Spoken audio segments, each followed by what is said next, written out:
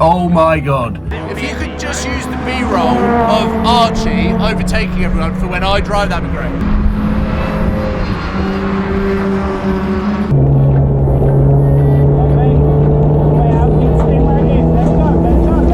Yes guys, what is up? Welcome to Supercars of London and welcome to my living room as I introduce a video that in the 14 years of making YouTube videos for Supercars of London, I never thought I'd be making this.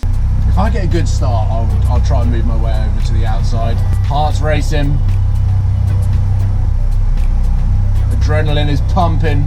Well, just quick thoughts to camera. Like, what are you going to try and do in your first stint out in the car? Now that you've seen what Archie can do. Not crash. Now, for those that don't know, Archie Hamilton is an ex-racing driver. He's raced in Le Mans, he's raced Porsche Carrera Cup, and he has a YouTube series hosted by Velo Global called Off Grid. And that sees him traveling around the world, experiencing different motorsport cultures and putting his skills to the test. However, in this collaboration, the roles were somewhat reversed and he was put in charge of being my instructor as I got thrown into the deep end to enter my first race at Brands Hatch. Basically, do everything in my power to not red flag the session. Right, I've just jumped back out of the car, second session done.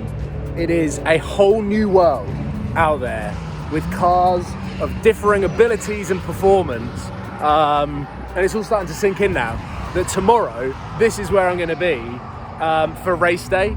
It is just a whole new experience for me. Now, obviously driving fast cars and making that my job for the last 8 to 10 years or so does not give me any experience for racing on the track. Woo! I think he missed a shift. But actually there's an element of learning the balance and the physics of the car and braking and accelerating. And Archie seems to be fairly complimentary of my driving, which is not normally the case. We've done a few driving days together. He sat next to me when I got my race license, and I've just been naturally quite terrified of the racetrack, which is why I've never actually come here. But now being here and being thrown into the deep end, the car is so much fun and it is so accessible to be able to learn the racecraft. But it's nice to be back in the paddock when you're out there and you're just concentrating on the braking points, the racing line, and looking at your wing mirrors to make sure that you are not blocking someone. You can see the blue flags, but it is still a huge and very steep learning curve. The nerves are setting in. Every time I get out in the car, there's a level of excitement, adrenaline, and a little bit of fear, but we're getting there. So at this point, all is seeming quite well. I'm getting to grips with the car, I'm listening to Archie, which is the only time in our friendship that I will listen to him. It's when he's giving me pointers about how to be faster on track.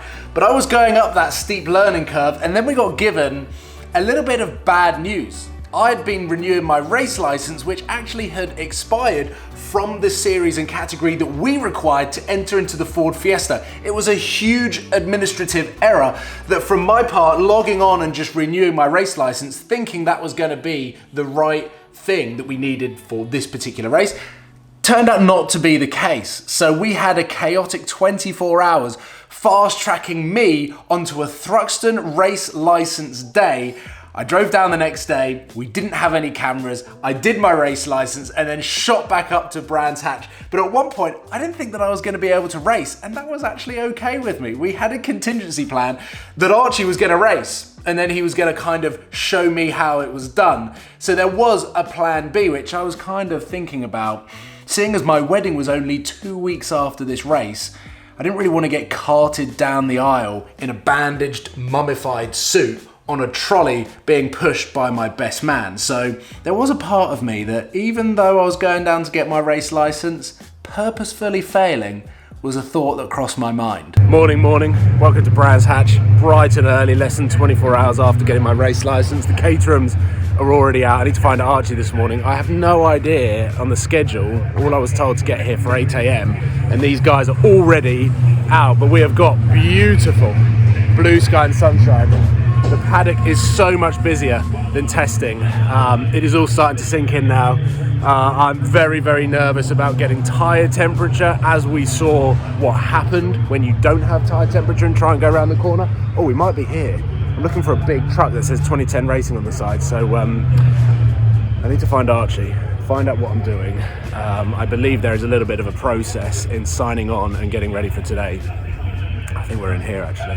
So let's go and find Archie. I think this is probably the best time to say that as we approach qualifying in my episode, that the main video and episode is on the Velo Global YouTube channel on the Off-Grid YouTube series with Archie Hamilton. And that is where you will see the full race, the full qualifying, onboard footage of me, so you can go over and critique and tell me all of the wrong lines that I was taking round Brands Hatch. Blame Archie. He was the one that was teaching me. But one thing that I haven't mentioned is the fact that this entire thing was filmed with a huge production crew. At any given time, there was around 4 cameras around me. And I was the only driver that had cameras around me.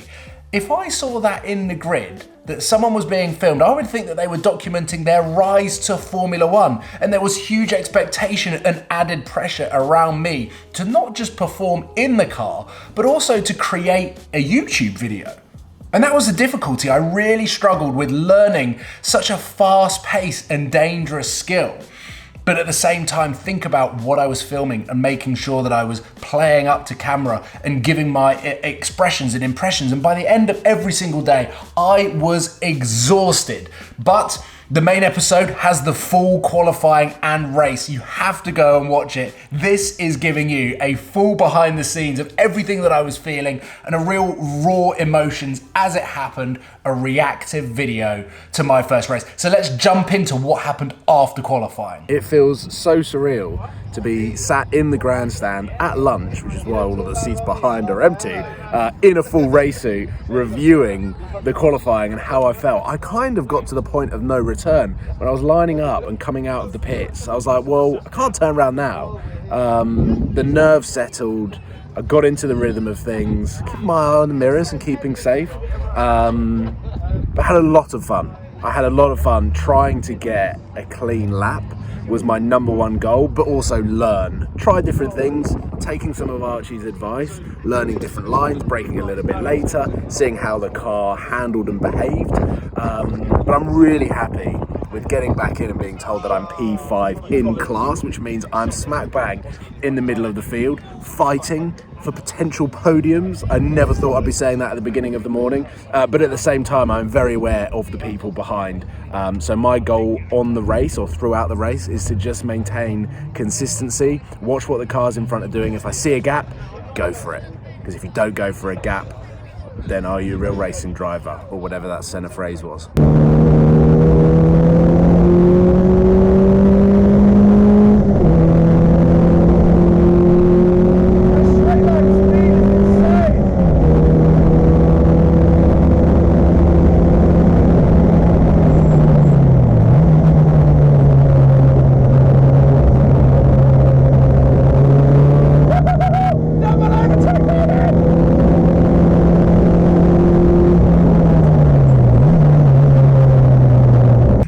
Oh my God. I'm gonna hold this camera with 2 hands because I am so lacking energy right now. 20 minutes is all you ever need for your first race. That was intense. Just to maintain that level of concentration, it was just like complete next level.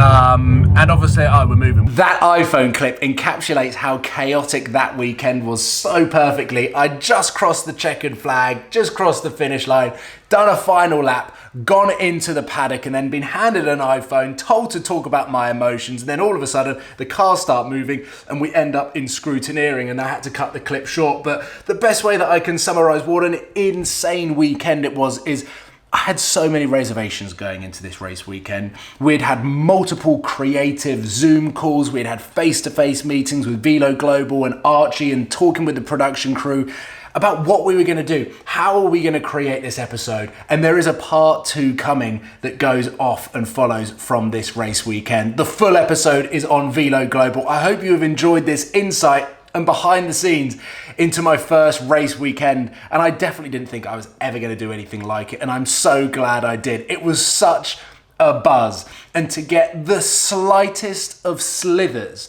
of what a race weekend must feel like for a Formula One driver. Yes, I just compared my Ford Fiesta race to Formula One. But the driver's briefing, the driver's signing on, the qualifying, the practice, the race, seeing the lights out and going and seeing everyone in front racing for position.